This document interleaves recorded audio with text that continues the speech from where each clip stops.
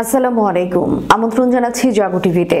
আপনাদের সাথে আছি আমি মমতাজ শাহিন রুম্পা। শুরুতেই জানিয়ে দিব আপডেটগুলো। মিশর ও ইসরায়েলের উত্তেজনা সর্বকালের সর্বোচ্চ। 24 ঘন্টার মধ্যে ইসরায়েলের রাজধানী তেল আবিব দখলের ঘোষণা মিশরীয় এমপি মোস্তফা বাকারির। ট্রাম্পের যুক্তরাষ্ট্রের বিরুদ্ধে একজোট 4 দেশ চীন, রাশিয়া, ইরান এবং উত্তর কোরিয়া। আসছে নতুন ওয়ার্ল্ড অর্ডার। গাজা নিয়ে মার্শাল প্ল্যান দিল সৌদি প্রিন্স। পরমাণু ইস্যুতে যুদ্ধের দ্বার প্রান্তে যুক্তরাষ্ট্র ও ইরান, সমঝোতা করতে আগ্রহী সৌদি আরব। ইরানকে ঠেকাতে শেষ আঘাতের হুমকি নেতানিয়াহুর। রমজানের পর সরকার পতনের বৃহৎ আন্দোলনের ঘোষণা দিলেন ইমরান খান। ভারতে আসা আওয়ামী লীগ নেতাকর্মীদের রাজনৈতিক আশ্রয় দেওয়া উচিত, শুভেন্দু অধিকারীর মন্তব্য। শুনছিলেন শিরোনাম, এবারে বিস্তারিত। ইসরায়েল আসওয়ান হাই ড্যামকে লক্ষ্যবস্তু করে হামলা চালাতে পারে এমন খবরে মিশর ও ইসরায়েলের মধ্যে উত্তেজনা সর্বকালের সর্বোচ্চ উচ্চতায় পৌঁছেছে। মিশরের সংসদ সদস্য মোস্তফা বাকারি এক ঐতিহাসিক হুঁশিয়ারি উচ্চারণ করে বলেছেন, যদি ইসরায়েল আসওয়ান হাই ড্যামকে আক্রমণ করে তাহলে তাৎক্ষণিকভাবে জবাব দেওয়া হবে। আমরা পরের দিন ইসরায়েলে থাকব। মিশরের সেনাবাহিনী 24 ঘন্টার মধ্যে তেল আবিব দখল করবে। ইসরায়েলি বিশ্লেষকরা উদ্ভূত পরিস্থিতিতে ধ্বংসাত্মক পরিণতির পূর্বাভাস দিয়েছে। এই উত্তেজনা যে কোনো সময় পূর্ণাঙ্গ যুদ্ধে রূপ নিতে পারে। মিশরের পিপলস অ্যাসেম্বলির সদস্য মোস্তফা বাকেরে তেল আবিব এবং কায়রোর মধ্যে কোনো সংঘর্ষের ক্ষেত্রে ইসরায়েলকে সাবধান করেছে। তিনি বলেছেন, যদি ইসরায়েল কোনো পদক্ষেপ নেয় তাহলে পরের দিনই মিশরীয়রা তেল আবিবে উপস্থিত হবে। রাশিয়ার রাষ্ট্র মিডিয়া আরটি আরাবিক অনুযায়ী বাকিরি বলেছেন যে ইসরায়েল মিশরীয় সেনাবাহিনীর শক্তিকে ভুলে গেছে। তিনি হামাস এবং অন্যান্য ফিলিস্তিনি যোদ্ধাদের বিরুদ্ধে ইসরায়েলি বাহিনীর সংগ্রামের কথা উল্লেখ করে কথা বলেন। যদি কেউ মিশরের নিরাপত্তাকে হুমকি দেয়, মিশরীয়রা দৃঢ়ভাবে জবাব দেবে বলে এই আইন প্রণেতা সতর্ক করেছেন। একটি ইসরায়েলি মিডিয়া আউটলেট ইসরায়েল এবং মিশরের মধ্যে আসন্ন সংঘর্ষ নিয়ে প্রতিবেদন প্রকাশ করেছে। সংসদ সদস্য বাকিরি বলেছেন, তাদের জানা উচিত যে মিশর সবসময় প্রস্তুত। এর আগে একটি ইসরায়েলি ওয়েবসাইট দাবি করেছিল যে মিশর আক্রমণের শুরুতে ইসরায়েল ড্যামটিকে মিসাইল দিয়ে লক্ষ্যবস্তু করতে পারে। এটাও দাবি করা হয়েছিল যে এমন মিসাইল বা অন্যান্য উন্নত অস্ত্র ড্যাম ধ্বংস করতে পারে এবং ভয়াবহ বন্যার সৃষ্টি করতে পারে, যা আসওয়ান এবং লুকজোর অঞ্চল ডুবিয়ে দিতে পারে এবং নীল নদ বরাবর সামরিক ঘাঁটি এবং শিল্প অঞ্চলকে ডুবিয়ে দিতে পারে। প্রতিবেদনে আরো বলা হয়েছে যে এমন বন্যা কায়রোর জীবনকে অচল করে দিতে পারে, যেখানে পূর্ব সতর্কতা ছাড়াই 17 লাখ মানুষের মৃত্যু হতে পারে। বিশ্ব রাজনীতির নতুন সমীকরণে যুক্তরাষ্ট্রের বিরুদ্ধে একজোট হচ্ছে 4 রাষ্ট্র, চীন, রাশিয়া, ইরান ও উত্তর Korea. Vladimir Putin, Xi Jinping, Masoud Pezeshkian এবং কিম জন উনের নেতৃত্বে এই 4 দেশ সামরিক, অর্থনৈতিক এবং কূটনৈতিকভাবে যুক্তরাষ্ট্রকে চ্যালেঞ্জ জানাতে সক্রিয় হচ্ছে। বিশ্লেষকরা বলছেন, এই জোট নতুন ওয়ার্ল্ড অর্ডার প্রতিষ্ঠার পথে হাঁটছে, যা ট্রাম্পের যুক্তরাষ্ট্রকে করা জবাব দেবে। ডোনাল্ড ট্রাম্প পুনরায় প্রেসিডেন্ট নির্বাচিত হওয়ার পরেই চীনা প্রেসিডেন্ট শি জিনপিং ফোন করেন রুশ প্রেসিডেন্ট ভ্লাদিমির পুতিনকে। তখন থেকেই তাদের মধ্যে সম্পর্ক আরো দৃঢ় করার আলোচনা শুরু হয়। ট্রাম্প হোয়াইট হাউসে বসার আগেই পুতিন আলোচনায় বসেন ইরানের প্রেসিডেন্ট মাসুদ পেজেশকিয়ানের সঙ্গে। সেখানে সামরিক সক্ষমতা বৃদ্ধির বিষয়ে ঐক্যমতে পৌঁছায় দুই দেশ। তার আগে উত্তর কোরিয়ার নেতা কিম জন উনও রাশিয়ার সঙ্গে সামরিক সহযোগিতা বাড়াতে সরাসরি যুদ্ধক্ষেত্রে সেনা পাঠানোর সিদ্ধান্ত নেন। এই 4 দেশের উপরে যুক্তরাষ্ট্রের একাধিক নিষেধাজ্ঞা থাকলেও তারা এখন বিকল্প পথ তৈরি করছে। পশ্চিমা মুদ্রাকে অগ্রাহ্য করে নিজেদের মধ্যে আন্তঃবাণিজ্য বৃদ্ধি করছে চীন, রাশিয়া, ইরান ও উত্তর কোরিয়া। ইউক্রেন যুদ্ধের পর থেকে নাটোকে দোষারোপ করে আসছে তারা, একই সঙ্গে পরোক্ষভাবে সামরিক সহায়তাও দিচ্ছে রাশিয়াকে। ইউক্রেন যুদ্ধক্ষেত্রে উত্তর কোরিয়ার আর্টিলারি, ইরানের ড্রোন এবং চীনের রাডার প্রযুক্তির ব্যবহারই তার প্রমাণ। রাশিয়া বর্তমানে চীনকে পারমাণবিক সাবমেরিন এবং যুদ্ধ বিমান তৈরিতে প্রযুক্তিগত সহায়তা দিচ্ছে। অন্যদিকে ইরান ক্ষেপণাস্ত্র প্রযুক্তি দিচ্ছে উত্তর কোরিয়াকে। রাশিয়া নিজেই উত্তর কোরিয়াকে আন্তঃমহাদেশীয় ব্যালিস্টিক ক্ষেপণাস্ত্র প্রকল্পে সহায়তা করছে। এভাবে যুক্তরাষ্ট্রের নিষেধাজ্ঞা সত্ত্বেও নিজেদের সামরিক শক্তি বৃদ্ধির পথে এগিয়ে যাচ্ছে এই চার দেশ। 2024 সালে গালফ অফ ওমানে রাশিয়া, চীন ও ইরান যৌথ নৌ মহড়া চালিয়েছে, যা যুক্তরাষ্ট্রের মিত্রদের জন্য একটি কড়া বার্তা। বিশ্লেষকরা বলছেন এই জোট নিজেদের এজেন্ডা বাস্তবায়ন করতে পেলে যুক্তরাষ্ট্র হুমকির মুখে পড়তে পারে। বিশেষত চীন তাইওয়ান প্রণালী, পূর্ব চীন সাগর এবং পশ্চিম ফিলিপাইন সাগরে উত্তেজনা বৃদ্ধি করছে। অন্যদিকে রাশিয়া ইউরোপকে অস্থিতিশীল করে তুলছে, ইরান মধ্যপ্রাচ্যে প্রক্সি গোষ্ঠীগুলোর মাধ্যমে অশান্তি সৃষ্টি করছে এবং উত্তর কোরিয়া দক্ষিণ কোরিয়ার বিরুদ্ধে পারমাণবিক হামলার হুমকি দিচ্ছে। এই চার দেশের লক্ষ্য একটাই, যুক্তরাষ্ট্রের বিশ্ব নেতৃত্বের আধিপত্যকে চ্যালেঞ্জ জানানো। এরই মধ্যে তাদের সঙ্গে যোগ দিতে আগ্রহ দেখিয়েছে ভেনেজুয়েলা, কিউবা এবং এরিত্রিয়া। বিশ্লেষকরা বলছেন শত্রুর শত্রুই বন্ধু নীতিতে একজোট হচ্ছে এই দেশগুলো। বিশ্লেষকরা বলছেন এই নতুন জোট বিশ্ব রাজনীতির মোড় ঘুরিয়ে দিতে পারে, তবে আদর্শগত বিভেদ ও পারস্পরিক স্বার্থ সংঘাত তাদের স্থায়িত্ব নিয়ে প্রশ্ন তোলে। ফিলিস্তিনের অবরুদ্ধ গাজা উপত্যকা ইসরায়েলি আগ্রাসনের কারণে ভয়াবহ ধ্বংসযজ্ঞের শিকার হয়েছে। দীর্ঘ 15 মাসের অবরোধ এবং হামলার ফলে অঞ্চলটির অবকাঠামো প্রায় সম্পূর্ণভাবে বিধ্বস্ত। এমন পরিস্থিতিতে সৌদি আরবের প্রভাবশালী প্রিন্স তুর্কি আল ফয়সাল গাজার পুনর্গঠনের জন্য দ্বিতীয় বিশ্বযুদ্ধের পর ইউরোপ পুনর্নির্মাণের মডেল অনুসরণের প্রস্তাব দিয়েছেন। তবে তিনি যুক্তরাষ্ট্রের গাজা দখল এবং ফিলিস্তিনিদের জোরপূর্বক স্থানান্তরের পরিকল্পনা কঠোরভাবে প্রত্যাখ্যান করেছেন। তিনি বলেন, গাজা উপত্যকার জনগণকে তাদের মাতৃভূমিতেই থাকতে দিতে হবে এবং তাদের জন্য উন্নয়ন প্রকল্প গ্রহণ করতে হবে। সংবাদ মাধ্যম আল আরাবিয়াকে দেওয়া এক সাক্ষাৎকারে প্রিন্স তুর্কি এসব কথা বলেন। মিউনিখ নিরাপত্তা সম্মেলনে দেওয়া বক্তব্যে সৌদি আরবের সাবেক গোয়েন্দা প্রধান ট্রাম্পের প্রস্তাবকে সরাসরি অকার্যকর এবং অগ্রহণযোগ্য বলে মন্তব্য করেন।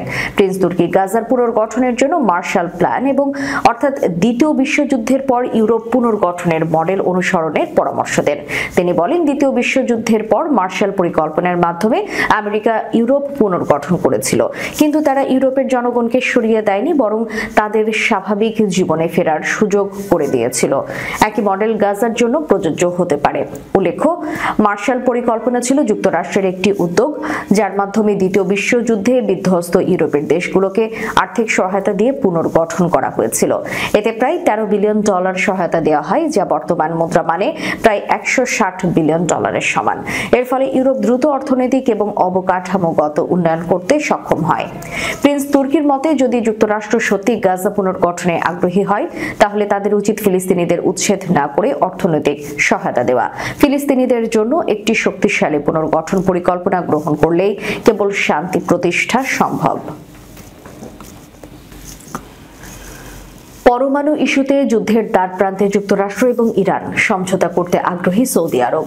ইরানের পারমাণবিক কর্মসূচি সীমিত করার জন্য একটি নতুন চুক্তির লক্ষ্যে মার্কিন প্রেসিডেন্ট ডোনাল্ড ট্রাম্প প্রশাসন এবং ইরানের মধ্যে মধ্যস্থতা করার জন্য সৌদি আরব আগ্রহ প্রকাশ করেছে। রোববার সংবাদ মাধ্যম CNN এর এক প্রতিবেদনে এই তথ্য জানানো হয়েছে। সৌদি আরবের এই উদ্যোগের উদ্দেশ্য হচ্ছে ইরানের পারমাণবিক অস্ত্র তৈরির সম্ভাবনা রোধ করা এবং মধ্যপ্রাচ্যে তার আঞ্চলিক প্রতিপত্তি পুনরুদ্ধারের জন্য একটি কূটনৈতিক সেতু গঠন করা। প্রতিবেদনে বলা হয়, সৌদি আরব ইরানকে আঞ্চলিক সহযোগিতার দুর্বলতার মধ্যে পারমাণবিক অস্ত্র তৈরির দিকে ঝুঁকতে দেখে উদ্বিগ্ন। সৌদি আরবের মতে, ইসরায়েলের বিরুদ্ধে প্রতিরোধের জন্য ইরানের দীর্ঘদিনের আঞ্চলিক সহযোগী দেশগুলোর ক্ষমতা বর্তমানে অনেক কমে গেছে। সৌদি আরব প্রেসিডেন্ট ট্রাম্পের সঙ্গে তাদের ঘনিষ্ঠ সম্পর্ক কাজে লাগিয়ে ইরানকে যুক্তরাষ্ট্রের সঙ্গে কূটনৈতিক আলোচনা শুরু করতে উৎসাহিত করতে চায়। সৌদি আরব আনুষ্ঠানিকভাবে বিষয়টি প্রস্তাব করেছে কিনা তা স্পষ্ট নয়, তবে এই পদক্ষেপের মাধ্যমে রিয়াদ তাদের সাবেক আঞ্চলিক প্রতিদ্বন্দ্বী ইরানের সঙ্গে সম্পর্ক উন্নত করতে এবং নতুন চুক্তির আলোচনায় একটি ভূমিকা রাখতে চায়। সৌদি কর্মকর্তারা মনে করেন যে বর্তমানে ইরান পারমাণবিক অস্ত্র তৈরির দিকে ঝুঁকছে এবং তারা একটি নতুন পারমাণবিক চুক্তি করতে চায় যা এই প্রবণতা প্রতিরোধ করবে। ইসরায়েলের প্রধানমন্ত্রী বেনিয়ামিন নেতানিয়াহু ঘোষণা দিয়েছেন তিনি প্রেসিডেন্ট ডোনাল্ড ট্রাম্পের সমর্থনে ইরানের বিরুদ্ধে শেষ আঘাত হানতে প্রস্তুত। রোববার মার্কিন পররাষ্ট্রমন্ত্রী মার্কো রুবিওর সঙ্গে এক যৌথ সংবাদ সম্মেলনে তিনি এমন ঘোষণা দেন। মার্কিন সংবাদ মাধ্যম সিএনএন এর প্রতিবেদন থেকে জানা গেছে, পররাষ্ট্রমন্ত্রী রুবিও দায়িত্ব নেওয়ার পর প্রথমবারের মতো ইসরায়েল সফর করেছেন। এই সংবাদ সম্মেলনে নেতানিয়াহু আরও বলেন, গত 16 মাসে ইসরায়েল ইরানের সন্ত্রাসী নেটওয়ার্কে বড় ধরনের আঘাত এনেছে। আমি নিশ্চিত প্রেসিডেন্ট ট্রাম্পের শক্তিশালী নেতৃত্বে আমরা আমাদের লক্ষ্য পূরণ করব। সংবাদ সম্মেলনে পররাষ্ট্রমন্ত্রী রুবিও বলেন, ইরান কখনোই পরমাণু শক্তিধর দেশ হতে পারবে না। হামাস, হিজবুল্লাহ, পশ্চিম তীরের সহিংসতা, সিরিয়ায় অস্থিরতা কিংবা ইরাকি মিলিশিয়াদের পেছনে একটি সাধারণ শক্তি রয়েছে, আর সেটি ইরান। এই শক্তিকে অবশ্যই মোকাবিলা করতে হবে। সম্প্রতি মার্কিন গোয়েন্দা সংস্থাগুলো ট্রাম্প প্রশাসন সহ মার্কিন নেতৃত্বকে সতর্ক করে বলেছে, ইসরায়েল এবছর ইরানের পারমাণবিক স্থাপনাগুলোতে হামলা চালাতে পারে। তবে ট্রাম্প বর্তমানে তেহরানের সঙ্গে একটি শান্তি চুক্তি করতে চান, যা ইসরায়েলের সম্ভাব্য সামরিক পদক্ষেপের সঙ্গে সাংঘর্ষিক হতে পারে। এছাড়া ইরানের পারমাণবিক স্থাপনাগুলোতে হামলা হলে মধ্যপ্রাচ্যের সংঘাতের ঝুঁকি আরও বাড়বে। গোয়েন্দা প্রতিবেদনে আরও উল্লেখ করা হয়, ইসরায়েল এখনো ইরানে শাসন ব্যবস্থার পরিবর্তন ঘটানোর লক্ষ্যে কাজ করছে। এই সংবাদ সম্মেলনে গাজা নিয়েও কথা বলেন নেতানিয়াহু। তিনি জানান, গাজার ভবিষ্যৎ নিয়ে তিনি ও ট্রাম্প অভিন্ন কৌশল নিয়েছেন। তবে তিনি হুঁশিয়ারি দিয়ে বলেন, যদি সব বন্দীকে মুক্তি না দেওয়া হয় তাহলে আমরা নরকের দ্বার খুলে দেব। পাকিস্তানের সাবেক প্রধানমন্ত্রী এবং পাকিস্তান তেহরিক ইনসাফ চেয়ারম্যান ইমরান খান রমজান শেষে দেশব্যাপী একটি বৃহৎ আন্দোলন শুরুর ঘোষণা দিয়েছেন। তিনি বলেন, রমজানের পর আমরা সমস্ত বিরোধী দলগুলোর সাথে সমন্বয় করে একটি কৌশল প্রণয়ন করব এবং সারা দেশে গণ আন্দোলন শুরু করব। আমরা আলোচনাকারী কমিটিকে দ্রুত যোগাযোগ সম্পন্ন করার নির্দেশ দিয়েছি, যাতে আইনজীবী, কৃষক, শ্রমিক, আলেম এবং শিক্ষার্থী সহ সমাজের সকল শ্রেণী সংগঠনের মানুষ এই আন্দোলনে অংশ নিতে পারেন। এই প্রতিবাদ হবে গণতন্ত্র ও সংবিধানের পুনরুদ্ধার এবং প্রকৃত স্বাধীনতা এবং সার্বভৌমত্ব প্রতিষ্ঠার জন্য। ইমরান খান অভিযোগ করেন যে 2023 সালের 9 মে ঘটনার কোনো নিরপেক্ষ তদন্ত হয়নি এবং বিচারিক পর্যায়ে তার যথাযথ মূল্যায়ন করা হয়নি।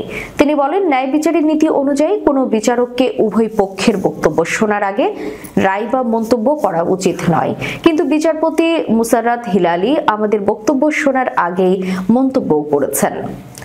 আজ পর্যন্ত কোনো স্বাধীন কমিশন গঠন করা হয়নি, এমনকি আদালতে পুলিশের উপস্থিতিও তথ্য বিশ্বাসযোগ্য নয়। তিনি আরো বলেন, আমার ইসলামাবাদ হাইকোর্ট থেকে গ্রেফতারকে সুপ্রিম কোর্ট অবৈধ ঘোষণা করেছে, অথচ আমাদেরকে দোষারোপ করে দমন পীড়ন চালানো হয়েছে। আমাদের কর্মীদের শহীদ করা হয়েছে, অথচ আমাদের দোষ ঘাড়ে চাপানো হয়েছে। মে 9 ছিল পরিকল্পিতভাবে সাজানো একটি ফাঁদ। সরকার নিজেই আমাদের শান্তিপূর্ণ প্রতিবাদকে সহিংসতায় পরিণত করেছে। ভারতে আসা আওয়ামী লীগ নেতা কর্মীদের রাজনৈতিক আশ্রয় দেওয়া উচিত বলে মন্তব্য করেছেন পশ্চিমবঙ্গের বিরোধী দলনেতা এবং বিজেপি বিধায়ক শুভেন্দু অধিকারী। রোববার সন্ধ্যা কলকাতার ভারতীয় জাদুঘরে এবিসি অডিটোরিয়াম খোলা হাওয়া নামক সংগঠন আয়োজিত বাংলাদেশ ইন ক্রাইসিস শীর্ষক এক আলোচনা সভার সাইড লাইনে সাংবাদিকদের সামনে তিনি এই মন্তব্য করেন। ভারতের কেন্দ্রীয় সরকার এবং রাজ্য সরকারের প্রতি দৃষ্টি আকর্ষণ করে বিজেপি নেতা বলেন, আমি একজন নাগরিক হিসেবে ভারতের নরেন্দ্র মোদীর কাছে আবেদন জানাবো, আওয়ামী লীগের যেসব নেতাকর্মী সমর্থকরা প্রাণ বাঁচাতে ভারতে এসেছেন তাদের কারাগারে না পাঠিয়ে যেন রাজনৈতিক আশ্রয় দেওয়া হয়। শুভেন্দু অধিকারী বলেন, হিন্দু, বৌদ্ধ সহ বাংলাদেশে যে সমস্ত সংখ্যালঘু মানুষরা রয়েছেন তাদের ক্ষেত্রে এবং আওয়ামী লীগের যারা পরিচিত মানুষ তাদেরকে ভারতের রাজনৈতিক আশ্রয় দেওয়া উচিত, কারণ এরা কেউ রোহিঙ্গা, মুসলিম, উগ্রপন্থী বা সন্ত্রাসী নয়। তিনি বলেন, 4 সপ্তাহ আগে 85 বছরের এক হিন্দু নারীকে 2 মাসের কারাদণ্ডের সাজা দিয়েছে পশ্চিমবঙ্গের রায়গঞ্জ মহকুমা আদালত। দর্শক, শেষ করার পূর্বে সংবাদ শিরোনামগুলো জানিয়ে দিব আরো একবার। মিশর ও ইসরায়েলের উত্তেজনা সর্বকালের সর্বোচ্চ। 24 ঘন্টার মধ্যে ইসরায়েলের রাজধানী তেল আবিব দখলের ঘোষণা মিশরীয় এমপি মোস্তফা বাকারির। ট্রাম্পের যুক্তরাষ্ট্রের বিরুদ্ধে একজোট 4 দেশ চীন, রাশিয়া, ইরান এবং উত্তর কোরিয়া। আসছে নতুন ওয়ার্ল্ড অর্ডার। গাজা নিয়ে মার্শাল প্ল্যান দিল সৌদি প্রিন্স। পরমাণু ইস্যুতে যুদ্ধের দ্বার প্রান্তে যুক্তরাষ্ট্র ও ইরান, সমঝোতা করতে আগ্রহী সৌদি আরব। ইরানকে ঠেকাতে শেষ আঘাতের হুমকি নেতানিয়াহুর। রমজানের পর সরকার পতনের বৃহৎ আন্দোলনের ঘোষণা দিলেন ইমরান খান। ভারতে আসা আওয়ামী লীগ নেতাকর্মীদের রাজনৈতিক আশ্রয় দেওয়া উচিত, শুভেন্দু অধিকারীর মন্তব্য। এতক্ষণ আমাদের সাথে থাকার জন্য ধন্যবাদ। আল্লাহ হাফেজ।